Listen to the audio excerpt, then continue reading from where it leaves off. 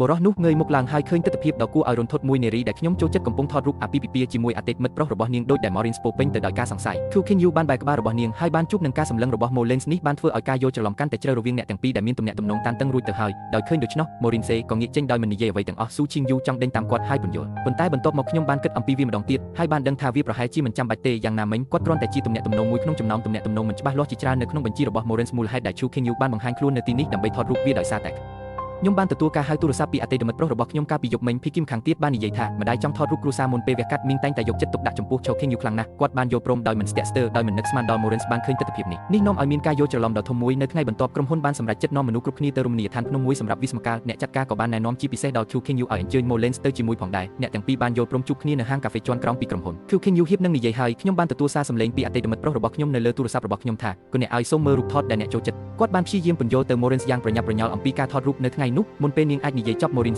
បានរំខាននាងគាត់ត្រូវបានគេប្រាប់ថាគាត់មិនចាំបាច់រាយការណ៍ពីរឿងឯកជនរបស់គាត់ទៅគាត់ទេ Chu King Yu បាត់បង់ឆន្ទៈក្នុងការពន្យល់បន្ថែមទៀតលោកបានពំនាំការអញ្ជើញរបស់លោកយាយអ្នកចាត់ការទូទៅដោយផ្ទាល់ឲ្យចូលរួមក្នុងសកម្មភាពកសាងក្រុម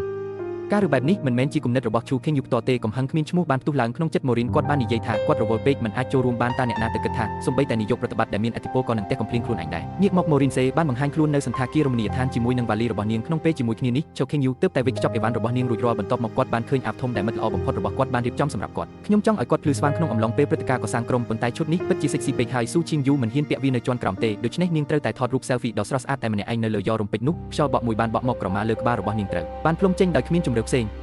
គាត់ក៏ប្រញាប់ចុះទៅក្រោមដើម្បីកាត់សក់ខ្ញុំទើបតែជួបនឹង Maureen ដោយចៃដន្យដែលហ៊ាននឹងចាក់ចេញ Chu King Yu មានអារម្មណ៍រីករាយដោយសម្ងាត់ចំអក Maureen តើអ្នកកំពុងធ្វើអ្វីនៅទីនេះហេតុអ្វីខ្ញុំមិនអាចនៅទីនេះតើអ្នកមិនបាននិយាយថាអ្នកមិនចាប់អារម្មណ៍ទេទីបំផុតបានឆ្លៀតឱកាស Chu King Yu ចង់និយាយពាក្យពីរបីទៀតប៉ុន្តែអ្នកបានចុចលើសារជាសម្លេងពីមិត្តល្អបំផុតរបស់អ្នកដោយចៃដន្យដែលទូចឲ្យអ្នកបង្ហាញរឿងដ៏អស្ចារ្យរបស់អ្នកពូកែជាងមនុស្សគ្រប់គ្នានៅក្នុងសកម្មភាពកសាងក្រុម Maureen សង្កេតឃើញថាគាត់ស្លៀកពាក់ sexy ខ្លាំងខ្ញុំគិតថា Chu King Yu នឹងចេញទៅដើម្បីតាក់ទាញចំណាប់អារម្មណ៍ម្ដងទៀតដោយមិននិយាយអ្វីសោះគាត់ក៏ទាញគាត់ចូលទៅក្នុងបន្ទប់នាងបានសួរគាត់ដោយត្រជាក់អំពីការដែលទើបតែថតរូបជាមួយអតីតមិត្តប្រុសរបស់នាងឥឡូវនេះនាងកំពុងមានគម្រោងតាក់ទាញបរិសុទ្ធទៀត Chu King Yu ពិតជាមានពេលឆ្លុះជាមួយគាត់ទេគាត់បានពន្យល់យ៉ាងរហ័សអំពីមូលហេតុនៃការថតរូបលោកក៏មិនភ្លេចចោទប្រកាន់ Maureen ថាមានកំណត់ត្រារបស់តារាស្រីល្បីជាច្រើនដែរគាត់ពិតជាមនុស្សស្រីមែនដោយមិននឹកស្មានដល់ Maureen បានសាច់បន្ទាប់ពីរឿងនេះបន្ទាប់មកគាត់បានដឹងថាអាកប្បកិរិយាត្រជាក់របស់ Chu King Yu ចំពោះគាត់គឺដោយសារតែបញ្ជីឈ្មោះនោះគាត់ច្រណែន Maureen មិនអាចទប់សេចក្តីរីករាយសម្ងាត់របស់នាងបានទេនៅយប់នោះមនុស្សគ្រប់គ្នាចាប់ផ្ដើមលេងហ្គេមអាថ៌កំបាំងឃាតកម្មក្រុងរឿងគឺថា Lin Siyu និង Thabo Lin មនុស្សនៅជុំវិញចាប់ផ្ដើមសាច់ចំអកមានតែ Chu King Yu ទេដែលមានអារម្មណ៍មិនស្រួល Maureen បានកត់សម្គាល់ឃើញអាកប្បកិរិយាមិនធម្មតារបស់គាត់ការមិនប្រឆាំងរបស់នាងគឺជាមធ្យោបាយមួយដើម្បីសាកបងចិត្តណារបស់គាត់ពេលដែលបូមាត់របស់ Lin Siyu ហ៊ាននឹងប៉ះនឹង Mullins Chu King Yu លែងអាចទប់ចិត្តបានទៀតហើយគាត់បានលើកទូរស័ព្ទយ៉ាងលឿនដោយធ្វើពុតជាលើកទូរស័ព្ទដើម្បីរំខានហ្គេមហើយនិយាយថាគាត់កំពុងឆ្លើយតបអ៊ីមែលមែនទេ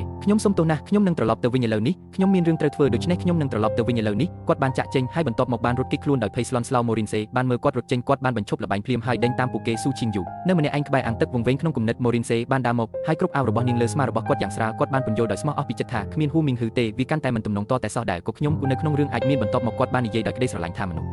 ស្ដេចខ្ញុំចូលចិត្តពិតជាដឹងពីអារម្មណ៍របស់ខ្ញុំក៏យល់ដែរថាអ្នកម្ខាងទៀតខ្វល់ពីខ្ញុំបើមិនដូច្នោះទេហេតុអ្វីបានជាគាត់ច្រណែននិងសោកសៅចំពោះខ្ញុំតើនេះមិនចាត់ទុកថាជាការចូលចិត្តនរណាម្នាក់ទេ Chu King Yu មានការរំជួលចិត្តយ៉ាងខ្លាំងចំពោះការសារភាពដ៏ស្មោះស្ម័គ្រនេះទីបំផុតខ្ញុំក៏ឈប់រត់គេចខ្លួនគាត់បានទទួលយកការសារភាពរបស់គាត់នៅពេលនេះអ្នកទាំងពីរហាក់ដូចជាកំពុងលិចលង់ក្នុងមហាសមុទ្រនៃសេចក្តីស្រឡាញ់ប៉ុន្តែពេលខ្ញុំភ្ញាក់ពីដំណេកនៅថ្ងៃបន្ទាប់ Chu King Yu សោកស្ដាយយ៉ាងខ្លាំងចំពោះសកម្មភាពមិនប្រុងប្រយ័ត្នរបស់នាងកាលពីយប់មិញគាត់មិនហ៊ានប្រឈមមុខនឹង Maureen ដោយផ្ទាល់ទេខណៈពេលដែលអ្នកទាំងពីរហ៊ាននឹងចូលទៅក្នុងតំបន់ដាច់ស្រយាលនោះកាន់តែជ្រៅភ្លាមនោះសម្លេងគោះទ្វារយ៉ាងបន្ទាន់របស់ Lin Siyu បា